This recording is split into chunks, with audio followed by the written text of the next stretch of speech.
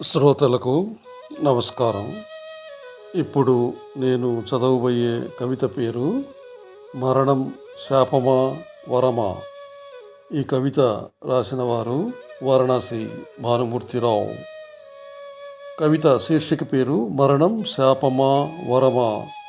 రెక్కల మీద ఎగిరి వెళ్ళిపోతున్న కొన్ని ఆత్మ పక్షులు శరీరాన్ని వదిలి దూరంగా ఉన్న ఇంకో లోకానికి గుంపులు గుంపులుగా వెడుతున్నాయి. జన్మకు మరణానికి మధ్య ఉన్న దూరం ఇంత చిన్నదా? జీవితం క్షణభంగురం అని తెలిసి బంధాలను తెంచుకోవడం ఎంత కష్టం.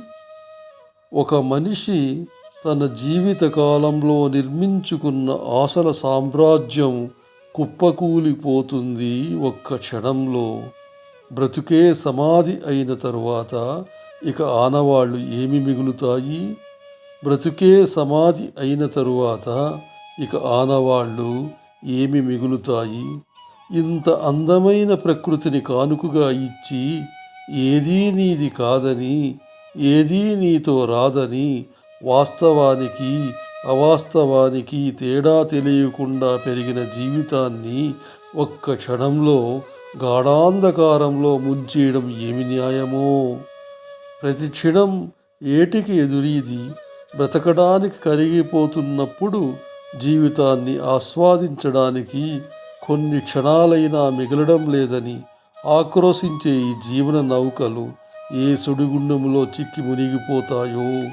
కొన్ని ఆత్మల ప్రయాణం మరణానికి కూడా అర్థం కాని వేగంతో సుదూర తీరాలకు చేరి తిరిగి రాని గమ్యానికి చేరుకుంటున్నాయి. కొన్ని ఆత్మల ప్రయాణం మరణానికి కూడా అర్థం కాని వేగంతో సుదూర తీరాలకు చేరి తిరిగి రాని గమ్యానికి చేరుకుంటున్నాయి. అసలు మనిషికి మరణం శాపమా వరమా? అసలు మనిషికి మరణం శాపమా వరమా? కవిత విన్నారు కదా. మనిషికి మరణం శాపమా వరమా? ఏమవుతుందో మీరే చెప్పగలరు. ఈ కవిత మీకు నచ్చినట్లయితే ఈ ఛానల్ని సబ్స్క్రైబ్ చేసుకొని 10 మందికి షేర్ చేసుకొని ఫార్వర్డ్ చేస్తారని ఆశిస్తున్నాను. తెలుగు భాషను బ్రతికిస్తాం, తెలుగును మనం కాపాడుకుందాం, మన మాతృభాషలో మనం మాట్లాడుకుందాం.